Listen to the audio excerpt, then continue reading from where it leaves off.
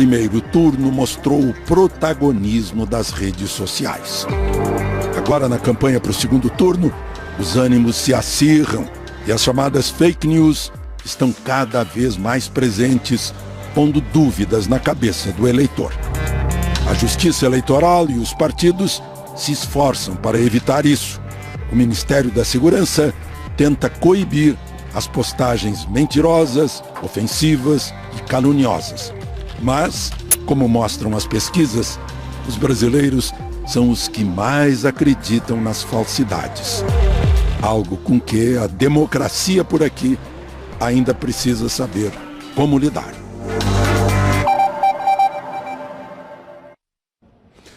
Para trazer luzes para esse assunto tão atual, nós convidamos o Gilberto Godoy, que é presidente da Comissão de Ética do Conselho Regional de Psicologia do Distrito Federal, e o Frederico Meinberg, que é promotor de justiça do Ministério Público do Distrito Federal e coordenador da Unidade Especial de Proteção de Dados e Inteligência Artificial. Eu gostaria de começar o programa mostrando aquilo que a gente ouviu ao perguntar na rua para as pessoas como é que elas se protegem, qual é o critério para repassarem, reencaminharem o que recebem pelas redes sociais. Vamos ouvir. Já cheguei a repassar até sem consultar a fonte.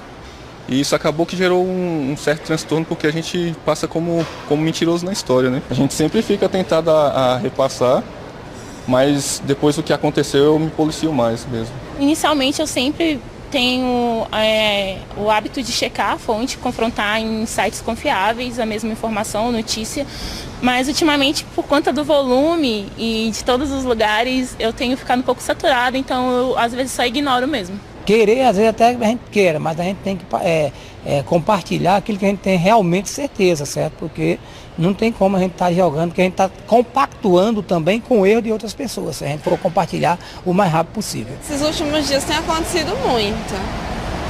E aí até mesmo no grupo o pessoal costuma desmentir, já posta e imediatamente já desmente, fala não, é fake news e ignora. E aí a gente já ignora imediatamente. Compartilho, eu fico tão empolgada em falar, principalmente quando é o candidato oposto, né? A gente já vai compartilhando para, às vezes, nem procura saber o que aconteceu realmente. Quando é o candidato oposto, a gente passa rápido. O que a psicologia explica, né, essa vontade de passar adiante o que recebeu? Então, quando a gente estuda, né, em psicologia essa questão das calúnias, daquilo que se fala e na verdade não é verdadeiro, a gente vê que muitas vezes uma coisa é o que a pessoa quer com o que ela está passando, outra coisa é o que ela consegue ao falar aquilo. A gente vê que mesmo que inconscientemente as pessoas têm muitos comportamentos que elas não param para entender qual a função daquele comportamento. A gente costuma dizer em psicologia que uma análise funcional do comportamento verbal mostra que uma coisa é o que faz ela dizer o que ela diz, outra coisa é o que ela diz e outra é o que ela consegue dizer daquilo. Eu concordo, logo reencaminho. Eu discordo, portanto não passo adiante. E está valendo isso? É exatamente o viés emocional que faz com que as pessoas, na grande maioria das vezes, se comportem pelo que elas sentem e não pelo que tem sentido a mensagem. Então a pessoa sente raiva, imediatamente aquilo vai de acordo com o seu sentimento, ela já replica e já passa aquilo adiante sem parar para pensar se aquilo é verdadeiro ou não. Promotor, quais são as suas observações sobre isso que a gente ouviu aí do povo na rua? A percepção que eu tenho, Alexandre, desde o começo tem um ano que nós, como Estado, sociedade, mídia, estamos obcecados por fake news. Isso é uma parte do problema. E mesmo nessa parte do problema, nós temos atuado de maneira errada. Nós temos que nos perguntar, fake news aonde? Uma fake news produzida por WhatsApp, a solução é uma solução X. Uma fake news produzida por um site, solução Y. Uma fake news produzida para o Facebook, solução H. É isso que a gente não conseguiu ainda mensurar aqui no Brasil. Por exemplo, no México, se teve experiências muito importantes de checagem de notícias para o WhatsApp. Quer dizer, aquela checagem da notícia ela era feita especificamente para aquela plataforma. E lembrando que a maneira de você atuar ou coibir vai depender da plataforma. O WhatsApp é um comunicador instantâneo, ou seja, é como se fosse um telefone. Vamos ver os números de dois aí, por exemplo, aqui no Brasil, né? O Facebook está com 127 milhões de assinantes, isso há 2 meses por aí, né? E o WhatsApp, 120 milhões, mais ou menos o mesmo número, isso em relação à população do Brasil, é muita gente, é mais da metade da população. E olha a diferença, a maneira de se atuar ou se imaginar em coibir fake news, seja em Facebook ou WhatsApp, são maneiras totalmente diferentes.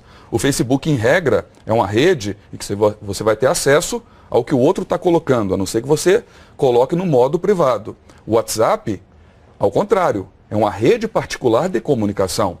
Tanto é que esse fenômeno de grupos de WhatsApp é muito comum aqui no Brasil, África do Sul, mas o WhatsApp não foi feito para isso.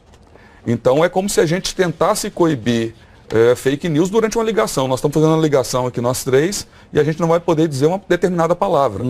Então aí a grande dicotomia de atuar para coibir fake news e preservar a liberdade de expressão. O senhor falou há pouco em obsessão, né, pela fake news. Já existem em agências de notícias e entidades especializadas em checar essas fake news. Por exemplo, o G1, a gente foi ouvir o G1, né, e também uma agência que checa isso, que é Aos Fatos. Vamos ouvir as pessoas representantes dessa checagem para ver como eles fazem o que pensam a respeito.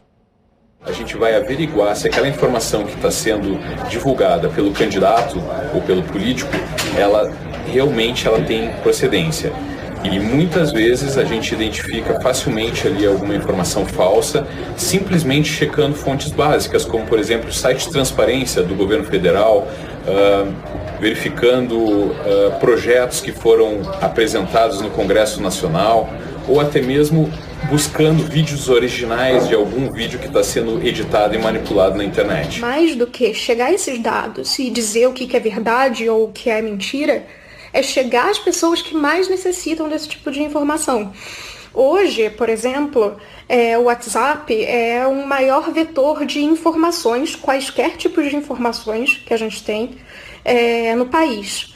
Porém, pela natureza do aplicativo, fica mais difícil de checar a procedência das informações. A criptografia tem suas virtudes, porque assegura o anonimato e assegura a livre manifestação de ideias, mas também forma uma espécie de caixa preta na hora de rastrear a origem de mentiras e más intenções e até mesmo crimes que são cometidos dentro daquela rede.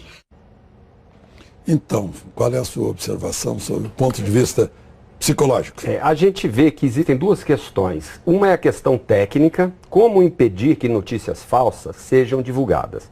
E outra é uma questão jurídica, que a gente tem que levar em consideração esse problema, que é um problema relativamente novo, há que chegar a uma conclusão sobre o que fazer com relação às questões jurídicas. Porque você veja bem, eu recebo em consultório pessoas que chegam com subprodutos emocionais dessas condições de fake news e que chegam a depressão, né? A casos clínicos onde a pessoa assim pensa até em suicídio. Pessoas vítimas. Pessoas vítimas. Eu vou só contar um exemplo bem rápido.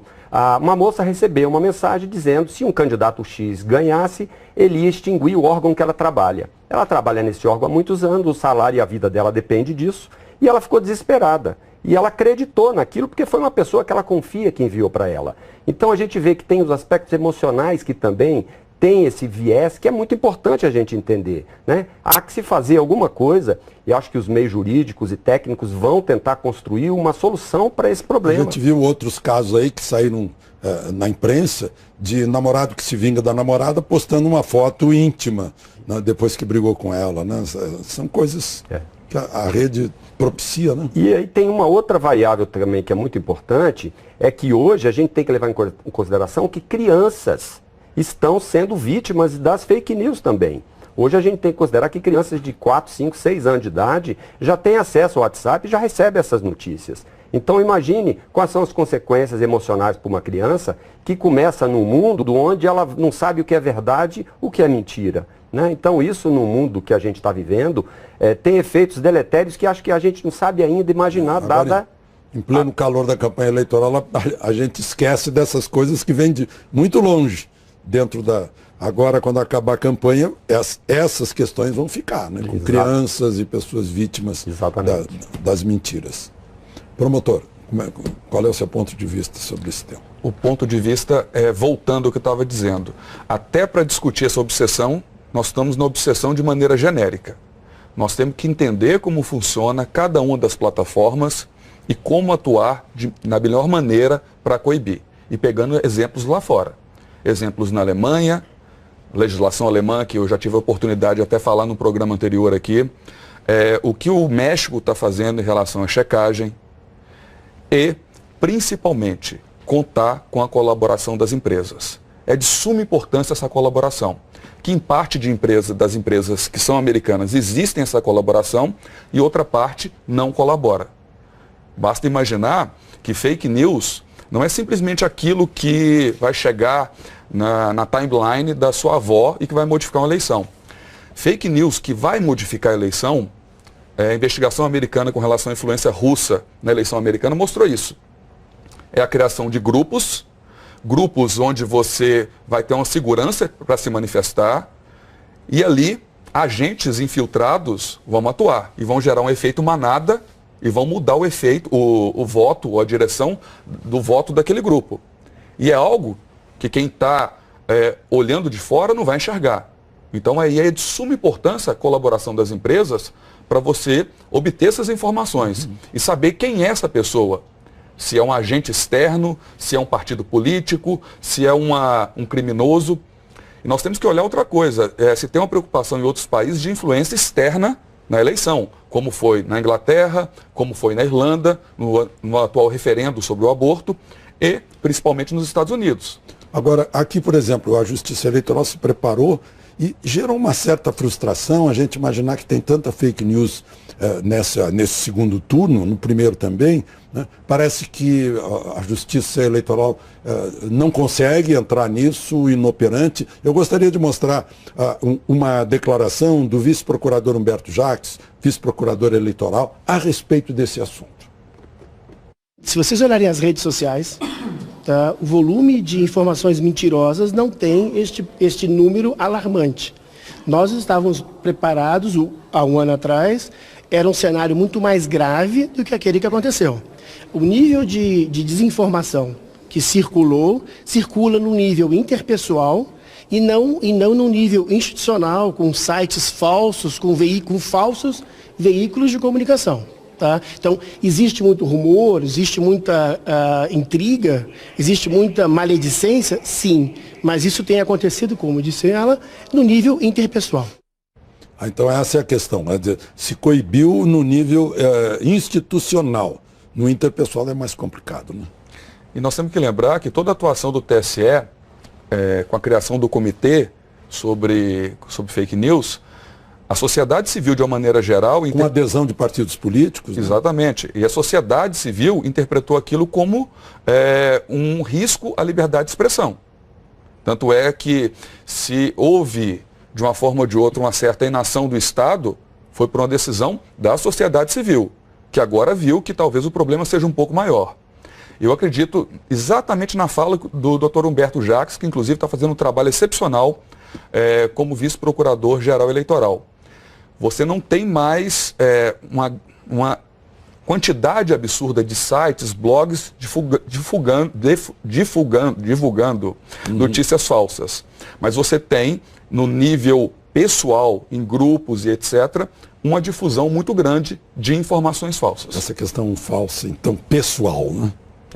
E assim, o que eu saliento é o papel das consequências em todo esse processo jurídico e emocional das pessoas. Assim, hoje a gente sabe que há uma indústria das fake news, né? A gente sabe que existem centros e empresas, enfim, que são pagas para produzir esse tipo de coisa. A produção em série, né? Nos bots. Produção em série. A militância digital. Né? Então, assim, o papel das consequências nisso é porque ela é devastadora. Ela não sabe, as pessoas não estão preocupadas, a amplitude dessas consequências, como eu falei, para o desenvolvimento da sociedade mesmo. Né? Às vezes é muito perverso essa condição de fazer com que as pessoas acreditem num ou outro ponto de vista que a médio e longo prazo vai ser muito prejudicial para a formação de toda uma sociedade, né? De toda uma cultura. Então, o exemplo que eu dei das crianças acho que é muito relevante. Como disse o doutor Frederico, a gente tem que conseguir fazer alguma, né, em nível institucional, em nível governamental, Alguma coisa há que ser feita no sentido de tentar entender o que está acontecendo e o que pode ser feito para minimizar os efeitos disso. Nós pedimos as perguntas das pessoas. Eu queria mostrar a pergunta aqui para a gente entrar nesse assunto no próximo bloco. É a pergunta da Patrícia Medeiros. Até que ponto, hoje em dia, com tanto acesso à informação, as fake news podem, de fato, ter alguma influência no resultado das eleições? É tão fácil descobrir a verdade ou as pessoas preferem se enganar? Será que as pessoas preferem se enganar? Mas eu gostaria de ouvir o psicólogo. Logo depois dos comerciais a gente já volta. Voltamos a falar sobre a influência das redes sociais, principalmente nas eleições, e eu mostrava a pergunta da Patrícia Medeiros, até que ponto hoje em dia, tanto acesso à informação, as fake news podem de fato ter alguma influência no resultado das eleições? É tão fácil descobrir a verdade ou as pessoas preferem se enganar?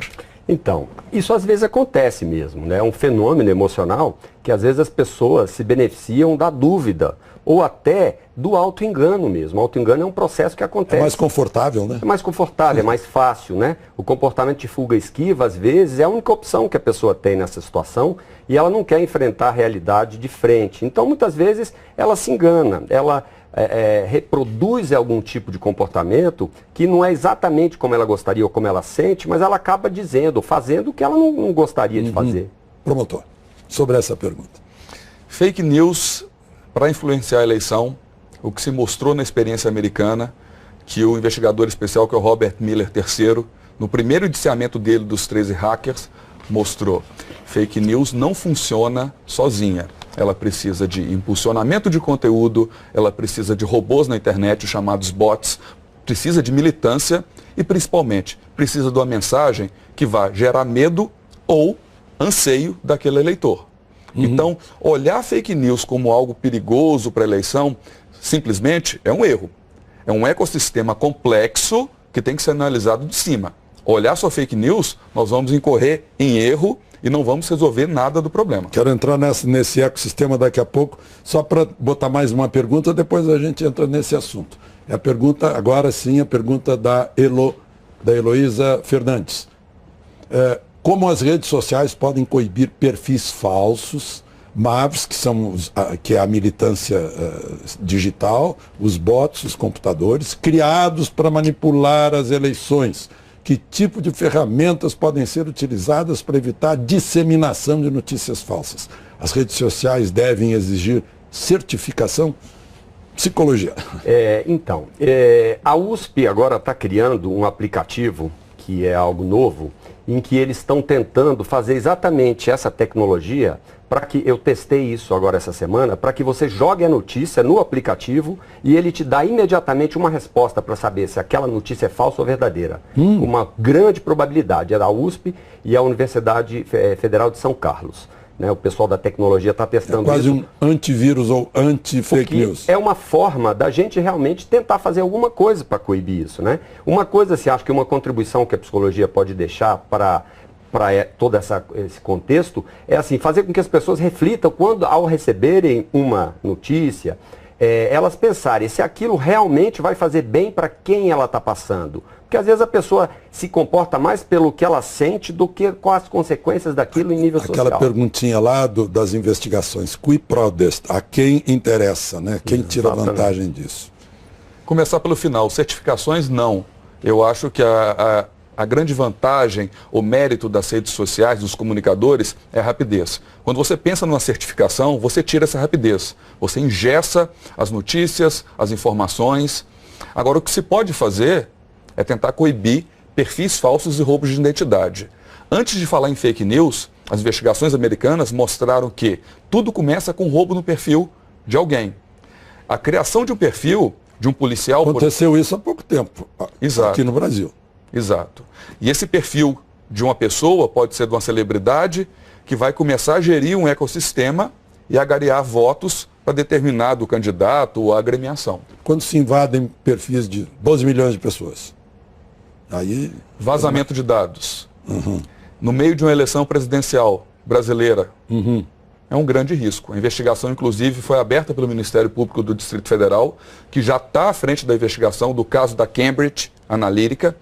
E agora nós temos esse grande vazamento de dados do Facebook, com informações de extrema relevância para se influenciar eleições, tais como nome, orientação sexual, geolocalização, data de nascimento. Então é algo que nós já estamos de olho Serve para filtrar preferências de eleitores e não desperdiçar com outros cuja campanha seria inútil. Foi a experiência americana. O presidente Donald Trump não perdeu tempo, por exemplo, com negros, gays e latinos, que é um público que, obviamente, não votaria em massa nele. Aqui, a lógica é a mesma. Um partido ou agremiação de posse dessas informações que foram vazadas no Facebook, principalmente a geolocalização, podem filtrar pessoas que você não vai perder tempo e focar nas pessoas que você vai... Agora, as pessoas, com essa obsessão da fake news, as pessoas não podem ficar apavoradas, ficar em pânico, só isso já não é um fator negativo? Com toda certeza. E as pessoas têm ficado, né? Em nível da psicologia, as pessoas têm buscado ajuda, né, da psicologia no sentido de tentar entender isso que elas estão sentindo, porque há casos, inclusive, que pessoas chegam ao suicídio por conta de uma fake news. Né? Então, assim, a gente tem que ter um certo cuidado, que, como disse o Frederico, é um fenômeno complexo que envolve as questões, né, jurídicas e questões técnicas e questões emocionais e que, como eu disse antes, é um fenômeno muito novo. A gente está buscando entender. Para encerrar, fake news é apenas a ponta do iceberg? É a ponta do iceberg, é a ponta mais visível. Mas você tem uma quantidade absurda de problemas já identificados. A autoridade de dados inglesa já identificou, que é a autoridade que está à frente da investigação da Cambridge, na Inglaterra. Quer dizer, fake news é a face mais visível desse problema. Você tem um mundo subterrâneo operando e colocando em risco democracias que a gente não está vendo. A eleição americana teve isso, o Brexit teve isso, referendo sobre o aborto na Irlanda teve essa influência externa. O problema é a gente descobrir que isso aconteceu ou está acontecendo no Brasil depois das eleições. É o grande risco. E nos preservarmos disso, sempre de olho. Nosso tempo terminou, infelizmente. E na próxima semana, mais um tema de interesse nacional. De Brasília, Alexandre Garcia.